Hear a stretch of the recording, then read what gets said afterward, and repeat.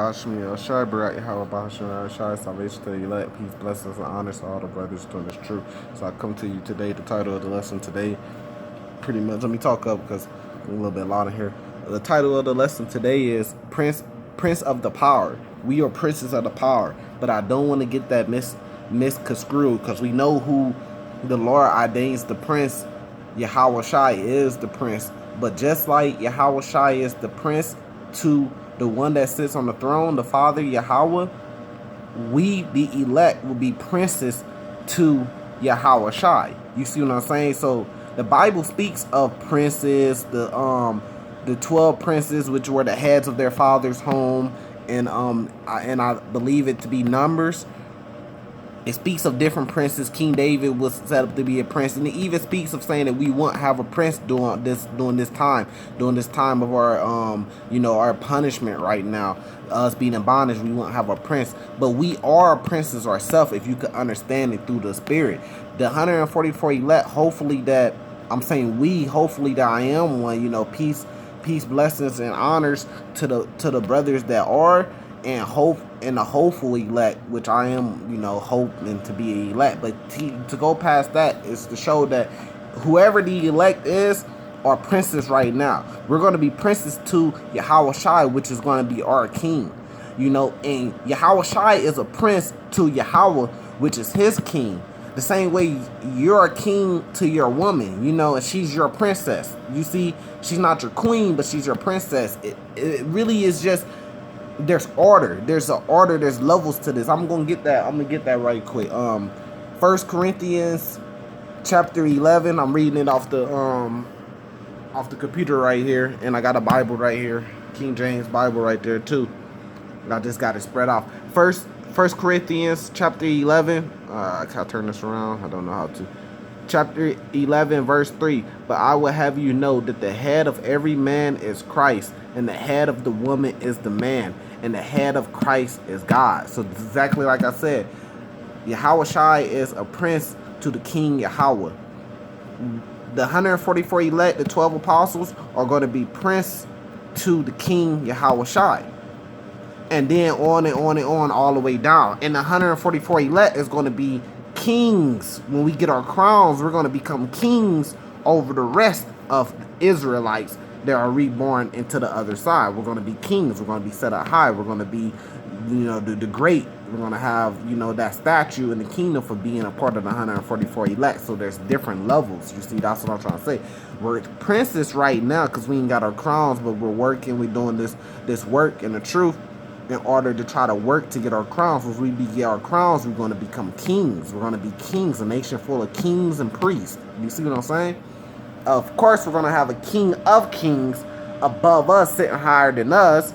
And he got a king sitting higher than him that's sitting on the throne, which is Yahweh. There's order to that, but we are princes of power. Israel means prince of power, because God means power, and we're princes of that power. Matter of fact, we're going to bring out some scriptures.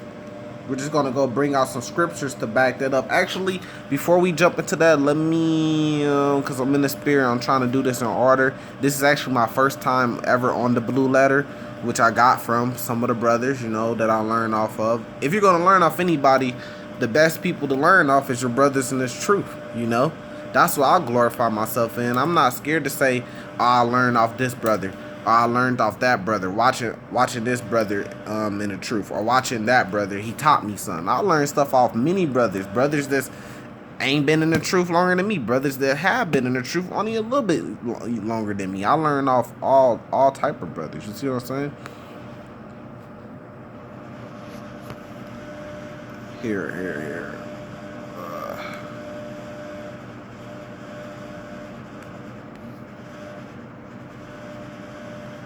Give me some time, because I'm trying to learn how to use this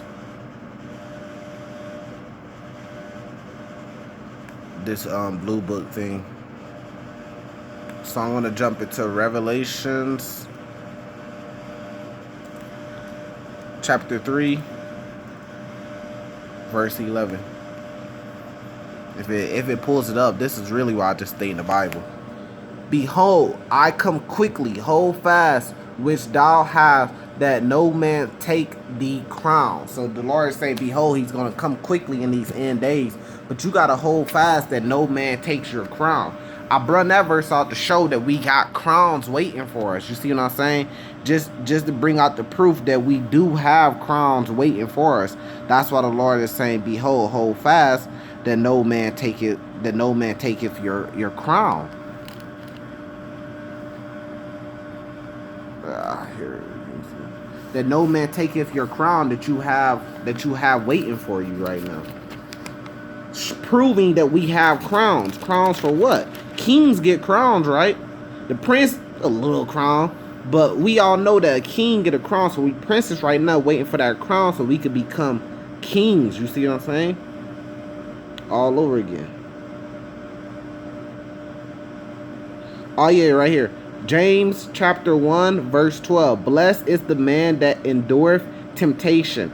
For when he is tried, he shall receive a crown of life, which the Lord hath promised to them that love him. Right? So the crown of life means you're just going to get life. You're going to have life. You're not going to die during Jacob's trouble, during the end, during Judgment Day. But you're also going to get an actual crown put on top of your head too. So you're getting a crown of life. You're getting a crown and you're getting life. You're getting both at the same time. And the crown is going to be a symbol for that eternal life, because you're going to always have eternal life if you're a part of the 144 elect back in the kingdom. You're going to be the first ones to get that crown of life. You're not going to die no more. That curse that Adam got is going to be taken off of you. You're going to get a crown because the Lord has promised that to the ones that love him. To us, the 144,000 is the ones that love him, the ones that's doing this work right now, the ones that's proving. A lot of people say, oh, I love God. You ask anybody gonna say, oh, I love God and God love me. But what does it mean to love God? To follow his law, statutes, and commandments. So this says he's gonna give a crown of life to the ones he has promised to them that had loved him. And we know to love the Lord is to follow. He says, if ye love me, follow my law, statutes, commandments. So you can take out the love him, and you can put the Lord has promised to them who kept the law, statutes, commandments, and it fits perfectly. And the ones who keep the law, statutes, commandments are going to be the ones that's going to be saved, which are the 144,000 elect and the 1/3. So it all wraps around. Let me get back into this blue letter right quick. I'm gonna get better. I'm gonna get better with this for sure. It's just this is my first time only been on here for like 30 minutes. I just looked it up and got into it. I just always been coming out straight out the Bible. But this is the Bible, but you know, out the book. 2 Timothy chapter 4 verse 8. Alright. Henceforth there is laid up for me a crown of righteousness. So you got a crown of life. You got a crown of righteousness. You don't think you're going to get an actual physical crown too? You're going to get an actual physical crown. Let's finish it. Which the Lord, the righteous judge, shall give me at that day. And not to me only, but unto all them also that love his appearing. So you love his appearing. You love what he's about. You love following the law, statutes, commandments, because that's what he's about. That's what he ordained for us. You know, it's to follow these law, statutes, commandments. And that's how you're going to get a crown of righteousness, a crown of life. But, you know, let's get into some more scriptures to prove that. Because it's not about the crown. The crown just signifies that we're going to be kings. But if we're not kings right now, we're waiting for our crowns to become kings. What we are right now, we're princes. We're prince. Waiting to get our crowns so we can become kings. You see what I'm saying? Because we're going to be kings. Israel, we're going to be kings over the nations. We're going to be kings over the world. Then we're going to have a king set up above us. King David's going to come back down. He's still going to be our king. But he's going to have a king above him, which is going to be Yahushua. Yahushua is going to always have a king above him, which is the Father that sits on the throne. You see, that's why I brung out the head of every man is, you know, Christ, and the head of the woman is man. You know, that's why I brung that out to prove what I'm saying. You got to follow it. So, Genesis chapter 32, verse 28. And he said, thy name shall be called no more Jacob, but Israel. For as a prince hast thou power with God, with Yahweh, and with man, and hast prevailed. So Jacob got his name changed to Israel, but It says, for as a prince hath thou power with God. So he got the power with God. He became a prince of the power with God. And his name was changed to Israel, and we're Israelites. So we're princes of the power. We're princes of Yahweh, princes of God. We're princes of the power. And we're going to inherit some of that spiritual power when we get our crowns, when we get our new bodies. That's a whole different story. But we're princes of the power because we're Israelites, and Israel is a prince of the power. Right there in the scriptures. Let's get some more to back up what we're saying. Numbers chapter 1, verse 16. There were the reowned of the congregation, princes of the tribes of their fathers, heads of thousands of in Israel. And this is Numbers, and this is the princes that were the heads of their father homes of each tribe. There was one prince, so 12 princes. But this showed they was the heads of thousands of Israel. Who is the heads of thousands of Israel today? It's going to be that 144,000 elect, the ones that saved, the elect that's following this word, teaching other brothers, and following law, statutes, commandments. Those are going to be the princes in this day. At the end, those are going to be princes, are going to be the elect. And we're going to be waiting for our crowns. And Yahweh Shai, the King of Kings, is going to give us a crown. He's going to make us kings. And he's going to be, and he's called the King of Kings because he's going to be the king of the 144,000 kings. But right now, we're princes. We're the princes of the elect. Because who's the head of the elect right now? You got the 12 apostles of Great Millstone. But you got the 12 apostles. And you got the 144,000 elect, which is going to be the head. Those are going to be the remnant. Those are going to be the ones that's going to be saved of Israel, and the 1/3. But the 144,000 is that special group of the 1/3, which is the head of the 1/3. So we're princes. That's proven that we're princes right now. When we get our crown, we will be kings, and there will be a king of the kings. Let's keep going to 1 Kings chapter 11, verse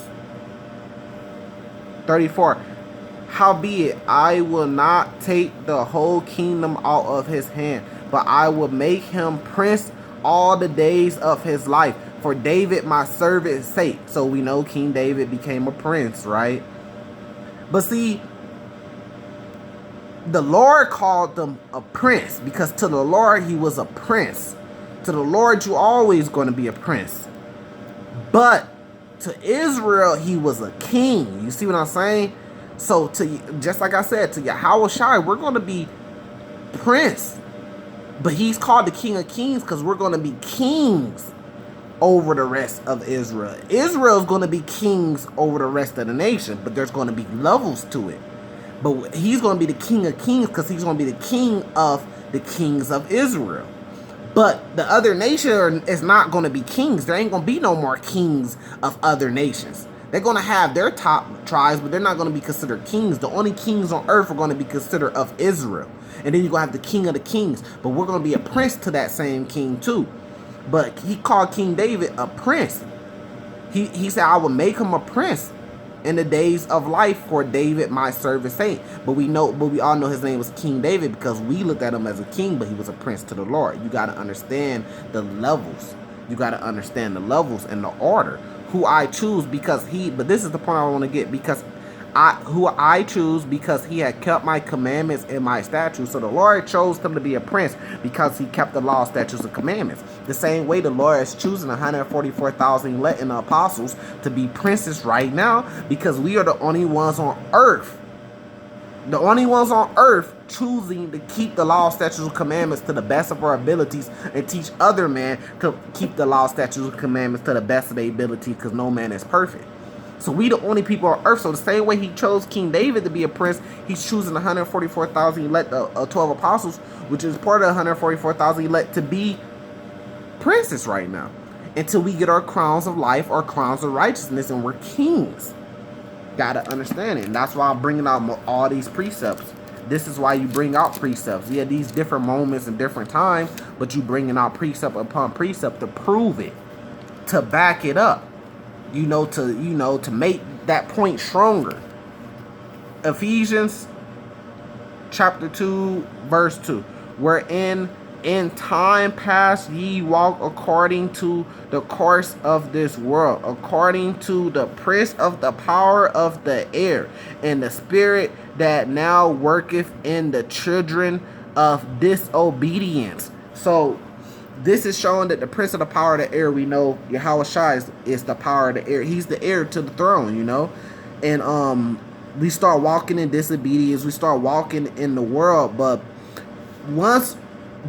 I bring this scripture out to show you the children of disobedience. So what's the opposite of disobedience? It's obedience, right? So if you're being obedience, what are you being obedience to? The law, statutes, and commandments. If you're not walking according to the world, then you're walking according to this word, this truth.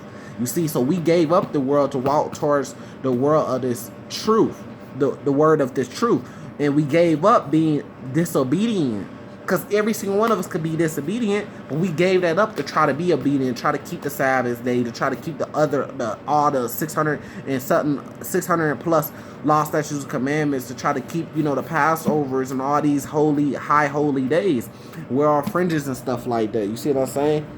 Got the shirt on today, but I do got a bigger robe, you know, but I'm just chilling at home right now, bringing out the truth, you know. But we're the opposite of being disobedience. We're trying to be obedience.